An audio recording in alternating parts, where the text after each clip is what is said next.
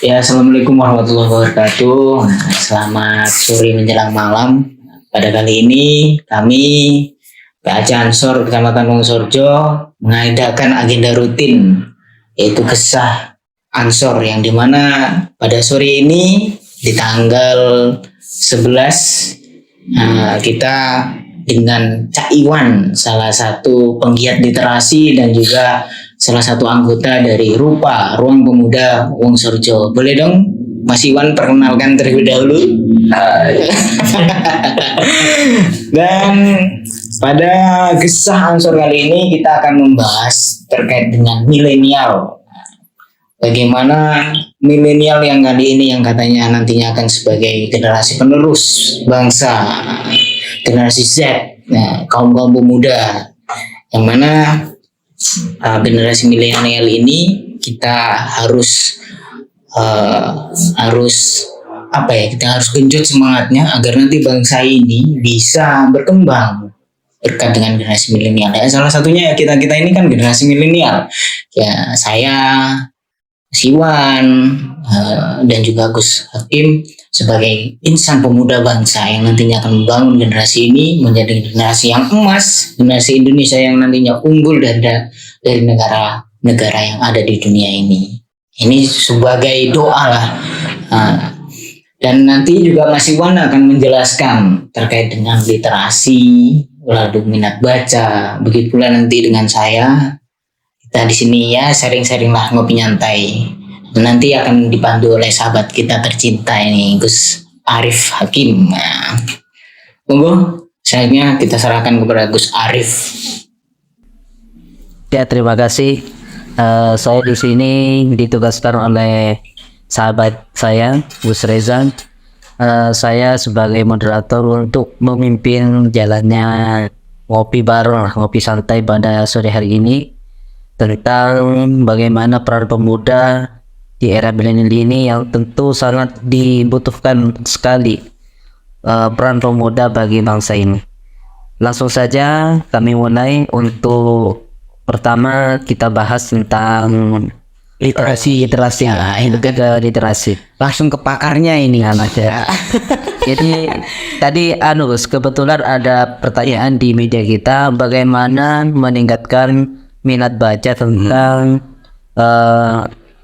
era milenial yang kolonial. Bagaimana tanggapan jenengan sebagai pegiat literasi di Wongsorjo ini? Oke, terima kasih atas waktunya. Pegiat literasi sebenarnya itu tadi saja ya teman-teman. Ya, memang nggak ada sertifikatnya. Ya memang kita sebagai pemuda kan itu pegiat literasi kan, kita ingin membangun generasi muda yang ada di kita. Ya, biar ditiru sama teman-teman yang lainnya. Jadi kalau berbicara tentang literasi kan sebenarnya kita berbicara tentang sebuah hal yang prosesnya panjang. Jadi saya mulai dari literasi di Wongsorjo sendiri, di tanah Wongsorjo sendiri itu sejak tahun 2017 ya, sampai sekarang alhamdulillah, meskipun agak oleng sedikit ya kan, pastilah ya. Itu keniscayaan sebenarnya, keolengan itu seleksi alam, orangnya berganti di Perkamengu seperti itu kan. Jadi dari 2017 saya menginisiasi teman-teman untuk sama-sama mencintai membaca buku di mana saja. Prinsip pertamanya seperti itu, membaca buku di mana saja. Karena tak lihat-lihat beberapa sekolah di desa-desa yang ada di Wongsorjo jarang sekali menyediakan perpustakaan yang ramah sama siswanya. Maksudnya ramah, memang ada perpustakaan, tapi isinya buku paket. Kan nggak ramah sama siswanya. Harusnya kan kalau yang ramah siswa itu isinya novel, buku-buku cerita, siksa kubur. Ya, siksa kubur. Maksudnya kalau siksa kubur itu larinya bukan ke anak-anak. Yang penting kita menari nanti.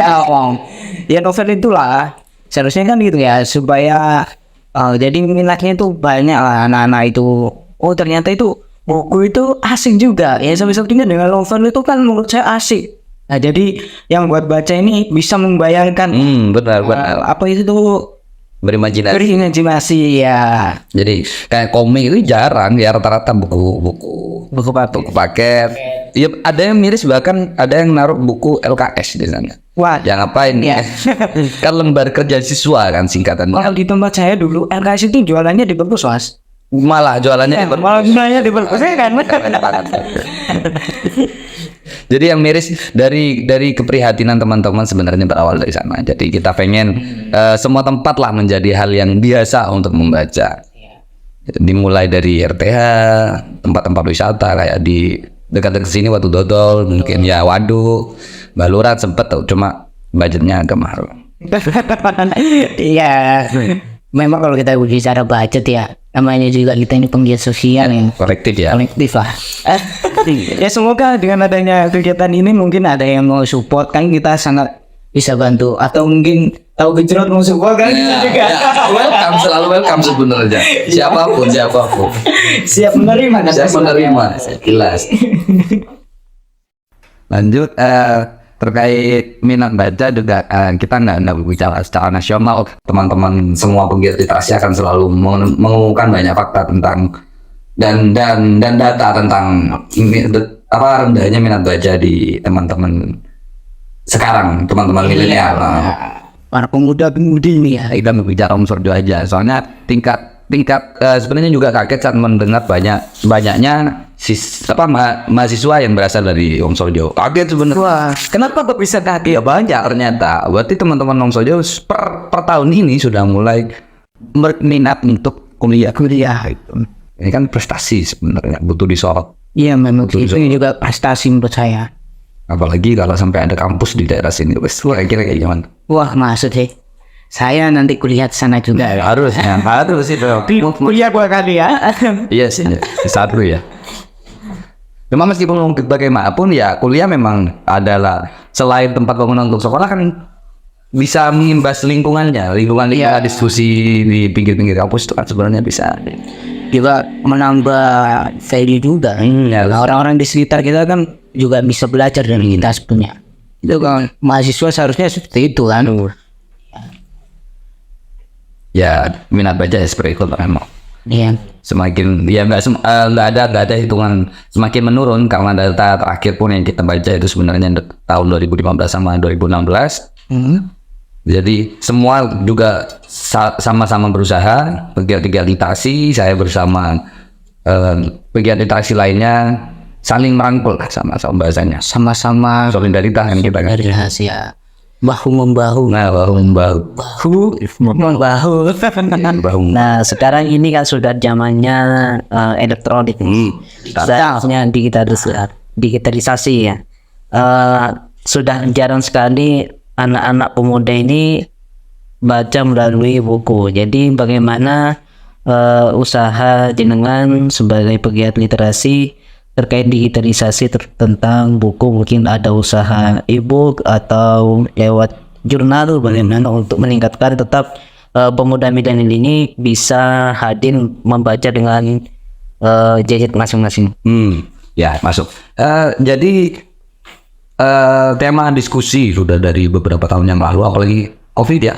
Pas COVID ini kita benar-benar nggak ada kesempatan sama sekali, kan semuanya serba ditutup ya. Iya. Jadi harus digital memang waktu itu. Serba di rumah. Serba di rumah.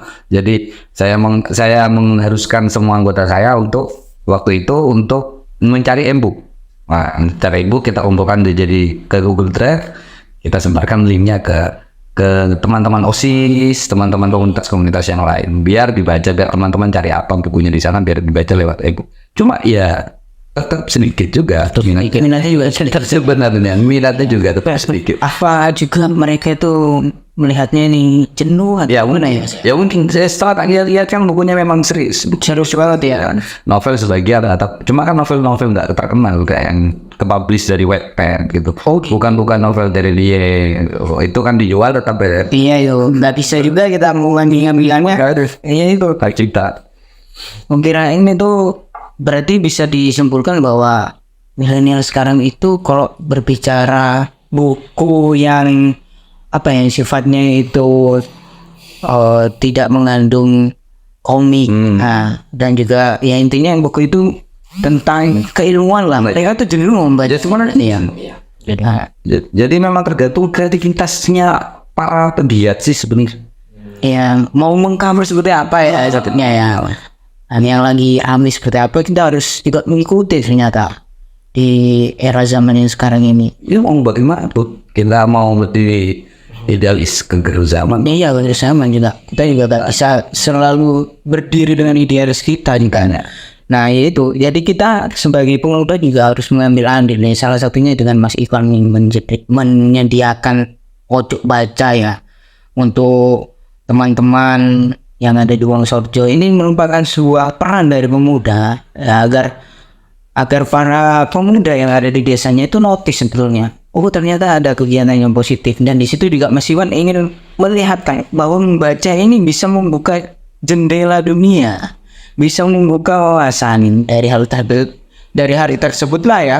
Mungkin kita sebagai ansor juga harus mengikuti jejak beliau, harus mensupport, ya, yang terhormat atau bagaimana? Sayapnya Jangan mas, kalau entah saya mas. bahaya itu. Terus ini Mas Iwan, milenial ini sekarang ini kan lagi gencar-gencarnya membuat suatu mahakarya ini. Salah satunya ya mungkin dari YouTube ini. Kira-kira dari Mas Iwan nih sebagai penggiat baca di Kecamatan Wonosorjo ini, apakah ada inovasi ke sana mengikuti zaman yang dimana kegiatan yang jenengan itu mungkin mau dibuat dengan video pendek, atau nanti buku ini kan bisa nanti dibuat film apa dokumenter lainnya, gimana menurut sampean kalau? Ya sudah, kita sudah menyediakan apa ya, strategi lah, mapping buat ke arah ke sana juga. Cuma mapping udah mulai mapping ke sana. Tapi kita milihnya ke hal yang lebih cukup general ya, ketimbang ke langsung satu platform gitu. Kita pengennya langsung website gitu. Oh langsung langsung website. Kalau teman-teman mungkin asing sama istilah basa-basi mojo, pengennya kayak gitu. Jadi semua mau karya tulis ilmiah, mau karya gambar, mau karya video, jadi include semua. Jadi kalau di TikTok kan cuma video aja. Mau serius, mau istiqosah di jalan juga gak enak. Boleh juga dicoba istiqosah online ya. Di TikTok. Boleh juga ini idenya. Buat aku nanti istiqosah online ya. Discord malah joget-joget nanti. Wah itu juga parah sih. Kalau di atas ya itu lihatnya istiqosah, scroll ke bawah ya joget-joget. Nah itu kan kayak enak juga kan. Habis kita tobat dia meminta ampunan. Kok ada yang happy kan ya enak. Setelah itu joget khodam itu. Jangan jadi. Jangan. Itu bercandaan saja. Jadi kita ini sebagai pemuda juga harus mempertimbangkan literasi ini sangat penting. Soalnya kita katanya mindset nanti mau membangun dari mana kalau kita ini tidak pernah membaca, tidak pernah membuka wawasan yang luas terkait dengan buku ini adalah ilmu kan. Bagaimana kita nanti bisa belajar dari buku ini menciptakan suatu hal-hal dan karya-karya. Saya yakin orang-orang hebat di sana bekalnya ya dari ilmu dulu. Ya benar. Dari kita belajar dulu, belajarnya di mana? Kita belajar dari guru, dan juga guru pun itu nantinya akan belajar dari buku. Yang dimana buku ini sangat penting untuk nantinya kita sebagai generasi muda untuk berkarya, dan nantinya juga akan membangun peradaban dunia ini. Yes, asik ya, serius ya. Peradaban dunia dong. Kita yang pemuda. Optimis ya. Saya pernah punya kata-kata ya gini. Kita dari desa, pemuda untuk desa, dari desa untuk dunia. Asik ya. Keren. Mungkin Mas Iwan gimana dari kata-kata saya? Apa nggak ada yang mau diluruskan lagi? Enggak. Oh cukup ya, pas ya, pas banget. Kadang kan ke pemuda ke gimana? Dari pemuda untuk desa, dari desa untuk dunia. Betul ya, langsung loncat bukan ke negara, langsung ke dunia. Ya langsung Dunia. Kita ini harus go internasional aja. Gitu kan. targetnya setinggi mungkin. Katanya, kata Bung Karno kan, bermimpilah setinggi-tinggi langit. Nah, karena kalau engkau jatuh akan jatuh di antara bintang-bintang. Asik. Gitu kan. Ya benar. Jadi dari pemuda untuk desa, dari desa kita langsung ke dunia, langsung ke internasional. Begitu pula nanti dengan literasi mas. Mungkin saat ini sampean masih membangun di Wonosobo. Toh siapa tahu suatu saat nanti sampean akan bisa menambah apa ya minat baca di Kabupaten Banyuwangi. Ya. Nanti sampean viral kan ke seluruh dunia. Sebagaimana julukan saya tadi. Ini udah untuk desa bisa untuk dunia. Bener. Iya sih. Cuma kalau viral jangan dulu. Kenapa? Soalnya yang viral kan rata-rata hal yang jelek sekali. Ya kita harus viral dengan positif. Ya itu masalah. Mau cari yang positif ini yang repot. Iya. Kemarin viral orang makan kucing. Bisa ya. Positif apa positifnya? Oh sebentar lagi mungkin selawat ada kasus besar. Iya.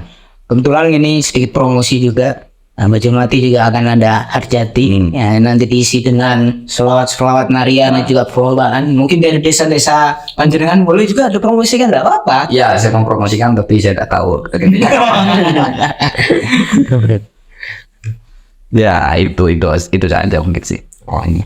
Ya kalau kita berbicara literasi itu memang kita itu harus genjot beneran. Soalnya literasi inilah nantinya ini sangat berpengaruh besar juga kepada generasi muda. Kalau bayangkan juga sekarang generasi muda ini minat bacanya itu kurang. Terus bagaimana mereka mendapatkan pundi-pundi ilmu yang nanti akan diterapkan di masyarakat? Minat baca kurang, minat komen lebih tinggi. Jadi sebelum baca tuh saya baca langsung komen. Main-main. Nah itu yang salah. Kadang juga kita nih ternotis dengan judul kan. Kalau saya sendiri tuh kadang lihat judulnya ya terus, oh tentang siksa kubur. Ternyata bawahnya juga belum tentu berbicara siksa kubur, juga cerita kan. Kan teknik ini jurnalistik sebenarnya kan provokatif. Jadi benar-benar harus provokatif. Jadi biar apa? Biar menarik. Iya, biar banyak yang notice. Akhirnya baca mau gak mau. Ya gak semua jurnal juga sih. Kadang ya juga settingnya juga harus dibuat semenarik mungkin juga. Iya biar gak jenuh ya. Mas, kalau kan ini kalau misalnya ini kan identik dengan chattingan. Chattingan itu menurut sampean bentuk literasi apa enggak? Iya sama, bentuk literasi. Pokoknya segala kegiatan membaca dan menulis sebenarnya. Itu literasi. Yes. Iya kan sebenarnya kalau kita chat kan menyalurkan ini ya, menyalurkan pikiran kan. Iya. Itu bentuk literasi kan saya. Iya tapi masuk. Cuma yang diketik ya, bukan yang di emot itu. Wah, Atau stiker. itu bukan gitu ya. Kalau stiker itu kebanyakan kan hal-hal yang Nakal ada tadi sih. Gak ada yang gak ada yang serius ini sama tahu juga. Kalau saya chattingan sama si Wan ini selalu serius. Mas, ada filsafat apa hari ini? Ya kan gitu Mas ya. Saja ada buku filsafat apa hari ini? Gitu Gus. Kalau saya chattingan dengan Gus Hakim ini berbicara agama. Gus, hari ini ada dalil apa yang cocok untuk hari ini ya? Quotes of the day kita pakai dalil Mas. Nah gitu. Kalau Mas Iwan ini dengan filsafatnya.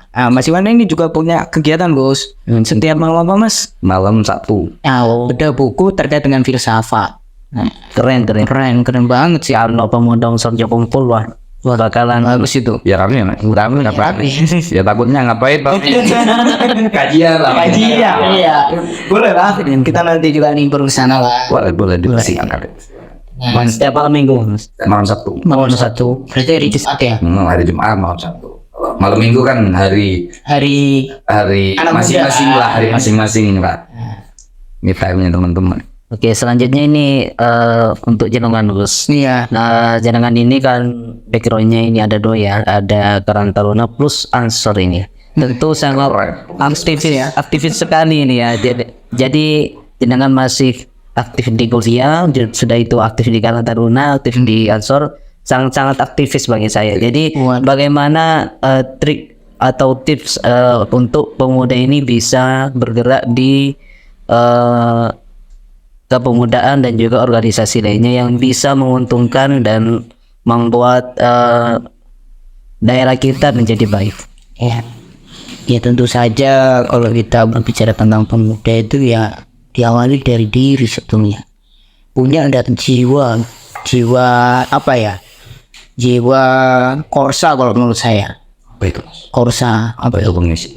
Korsa itu apa ya? Jiwa Minang gitu ya. bukan Mas, kalau korsa itu kan kebersamaan. Kalau menurut saya kepemimpinan itu nanti nanti di belakang lah menurut saya. Yang penting itu kita itu harus jadi pemuda itu pertama harus punya jiwa korsa dulu. Kalau kita nggak punya jiwa korsa, ya teman kita makan enak, nah, kita nggak akan dikasih dengan teman kita. Ya benar sih. Kalau kita sudah punya jiwa korsa, korsa itu identik dengan makan satu, makan semua. Sakit satu, sakit semua. Terus di korsa itu juga menciptakan kesetiaan. Nah, itu harus dibangun. Berarti yang pertama saya. Korsa. Lalu jiwa sosial. Namanya kita pemuda ya. Kalau di background saya itu kan tidak ada identik dengan uang. Dimana kalau di Karang Taruna kita ini adalah penggiat sosial. Sama juga sebenarnya di Ansor Gus. Nah, sama juga dengan Mas Iwan sebagai pegiat literasi, bahwasanya kita tidak ada impact untuk kita untuk menghasilkan uang.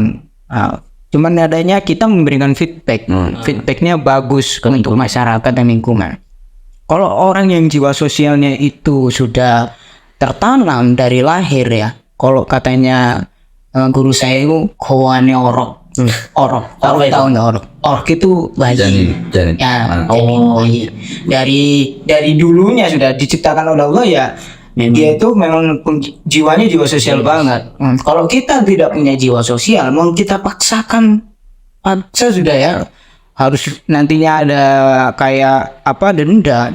Itu pun juga hasilnya nggak maksimal. Tapi jangan juga. Sebenarnya itu kan memang sudah perintah dari Allah Gus terkait biar itu harus memang ada tertanam di jiwa diri kita. Di ta'arufu, di tujuan untuk diciptakan kita itu agar untuk punya jiwa sosial untuk saling menolong. Jadi memang dari Allah itu juga fitrahnya manusia juga adalah jiwa sosial yang harus tertanam. Iya. Jadi kalau memang ada yang tidak punya jiwa sosial mungkin belum terketuk hati. Ya, belum terketuk ya. Iya. Benar Pak Yusuf. Kalau bicara itu juga kita kan inilah nih Gus. Sampai bilang gitu ya. Kita ini kan sebagai manusia itu harus mempunyai 2 hubungan. Kalau di Ansor itu ada 3 hubungan. Yang pertama hablum minallah kepada Allah. Dan yang kedua hablum minannas kepada sesama umat manusia. Dan yang ketiga kalau di Ansor hablum minal alam. Jadi di Ansor itu Mas kita itu tidak hanya identik kita itu berhubungan dengan Allah selalu, berhubungan dengan manusia selalu, kita juga harus memperhatikan alam. Jadi ada 3, biasanya kan hablum minallah dan hablum minannas. Itu aja 2. Kalau di Ansor ditambahin Mas, hablum minal alam. Yang mana ya? Kenapa ada hablum minal alam? Menurut saya ya, tentu saja kita ini sebagai manusia juga hubungannya dengan alam juga. Kita salah satunya makan ini, adanya cabai ini kan juga dari alam. Tapi tidak bisa rawat cabai maka tidak bisa makan cabai. Iya. Alamnya kalau kita tidak rawat alam ya, cabai kan ditanam di ladang. Ladangnya itu tanahnya akan busuk, tanahnya itu akan unsur harinya akan hilang. Sama aja kita tidak akan bisa mendekati cabai, kebetulan dan lainnya. Makanya di Ansor itu ada hablum minal alam Mas. Itu kalau terkait dengan kepemudaan itu tadi ya kita ya harus punya itu. Yang pertama juga korsa dan juga jiwa sosial, dan yang terakhir baru adalah leadership. Leadership itu menurut saya kepemimpinan itu di nomor sekian lah, bukan di akhir dan juga bukan di awal menurut saya Mas Iwan. Leadership itu nantinya akan terbangun dengan sendirinya. Bagaimana kita nanti sudah nimbrung dengan orang, berkumpul dengan orang banyak, disitulah kita nanti akan belajar. Setelah yang 2 tadi itu otomatis itu leadership itu akan terbangun sendiri. Nah, juga leadership juga bisa dipupuk sejak dini. Kalau menurut saya pribadi untuk jiwa korsa dan sosial tadi itu tidak bisa dipupuk mulai dini. Bisa dipupuk mulai dini, tapi nanti imbasnya itu kayak kurang nyaman nanti. Kalau orangnya itu sudah memang penggiat sosial, dia bakal nyaman. Iya sih. Iya. Kalau nantinya dia memang bukan passionnya di situ ya, dia tidak akan nyaman gitu. Meskipun kita paksa seperti apa pun tidak akan nyaman. Tapi kadang kan passion orang itu kan nular ya. Iya. Nular. Iya, nular. Anak zaman sekarang ini kan sering nular. Jadi kalau pikiran saya timbang ngajak anak buat berbuat sesuatu yang positif kan mending circle positifnya gitu. Iya betul sih. Iya nggak sih, menarik. Iya. Circle positif itu ya berkegiatan positif. Iya. Kadang kita ini berkegiatan positif ya, kita upload gitu. Orang kadang juga notice kan ya. Itu juga bisa juga ya. Iya bisa juga karena Bisa ya. memperbanyak memperbanyak circle-circle yang positif kan, biar teman-teman tuh nggak bingung, nggak yang ada cuma circle-circle negatif aja, nggak, teman-teman muda juga harus notice itu kan sebenarnya. Ya dari circle positif itu tadi juga banyak pembelajaran tentu saja. Ya mungkin nanti hal itu juga memupuk adanya jiwa sosial ya dari orang juga. Cara lima turunnya itu habis. Belum Kalau apa kumpul biring tukang minyak, Rob. Oh iya, Betul. Kalau kumpul sama pedagang minyak, maka kita akan harum-harum. Dan sebaliknya kalau kita kumpul sama gandang sapi, ya maka kita bau Betul sapi.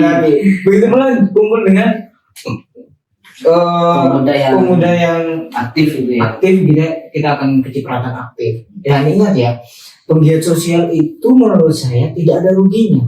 Saya berbicara flashback dulu ya nasibannya ke organisasi saya sekolah di Karang Taruna. Karang Taruna dulu itu kita itu hanya berkumpul saja dan membuat ide. Nah, ide tersebut itu nantinya kita juga mau bingung, kita ini melangkahnya tuh gimana gitu loh. Melangkahnya kan kita nggak terkendala dengan faktor uang gitu saja. Nah itu yang menjadi kendala. Yang penting kata teman-teman nih guys, aktif dulu, action dulu, nanti uang mengikuti. Ternyata betul guys. Setelah kita aktif, action, kita Instagram itu dan Facebook dan media kita itu dikelola dengan baik, ternyata itu ada yang support. Nah cara kemarin juga ya mas, kita disupport oleh Bank Indonesia. Itu pun kita juga gak nyangka kita akan dinotis oleh mereka. Berarti itu dari dampak media itu. Dampak media. Jadi intinya kita kalau berkegiatan sosial jangan mikir kita itu rugi. Dan nego-nego. Kita action dulu, bagaimana orang nanti bisa notice ke kita baik. Itu sih. Pak Umumnya sama kata-katanya. Ya. Jika di Al-Quran disebutkan pada siapa orang yang berbuat baik maka Allah akan beri rezeki yang banyak. Itu juga sejalan pada kegiatan yang sampai dilakukan di Karang Taruna. Jadi karena sampai fokus pada kegiatan yang kita jalani yang berarti baik. Nah, akhirnya ada yang support, ada yang notice. Ya intinya ya kita ini sebagai penggiat sosial ya harus ikhlas lah. Keikhlasan itu nomor satu. Benar sih. Benar. Kalau cari orang paling ikhlas sebenarnya kan bukan di masjid-masjid kan sebenarnya. Orang yang beraktivitas sosial sebenarnya. Iya itu adalah orang paling ikhlas. Orang paling ikhlas. Orang paling ikhlas sekali. Bagaimana kita ini penggiat sosial kadang dicaci, dimaki dan dihina. Kadang di mata orang itu masih kurang tepat meskipun terkadang kita ini sudah mengeluarkan mengeluarkan pikiran ya, terus semangat kita itu masih dicaci dan dihina. Ya itulah risiko dari penggiat sosial. Konsekuensi lah. Iya. Konsekuensi klaim juga kan. Karena ada banyak juga oknum-oknum yang menyalahgunakan fasilitasnya gitu. Sekarang kita ini juga sudah membangun susah payah, nanti juga akan disabotase. Kadang itu terjadi mas. Iya benar. Jadi sering. Itu hal yang rawan terjadi. Rawan banget. Kalau nggak gitu ya ada aja masalah. Pokoknya kita sebagai penggiat sosial itu jangan identik dengan uang dulu. Iya. Kadang ada pun uang itu juga menjadi masalah. Masalah sepertemanan ya. Iya. Uang itu ngaturnya sulit. Kalau pembagiannya nggak rata, geger nggak jelas, nggak transparansi. Ini buat apa juga. Iya. Itulah godaan lah dari setiap organisasi, godaannya seperti itu. Ya lebih enaknya ya kita ini ya wis belajar ikhlas sudah. Biarkan Allah nanti yang membalas. Saling bantu sama komunitas yang lain, saling bantu. Ya karena sudah 30 menit berlalu. Nggak kerasa gitu.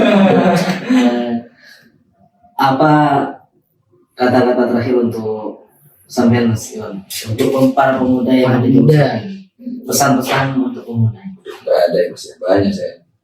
Semua sudah mas. Jangan. 30 menit lagi. Nggak apa-apa sudah. 30 menit lagi dan intinya membaca keadaan, membaca fenomena gitu kan, membaca chat, membaca media sosial, yang penting sampai tuntas.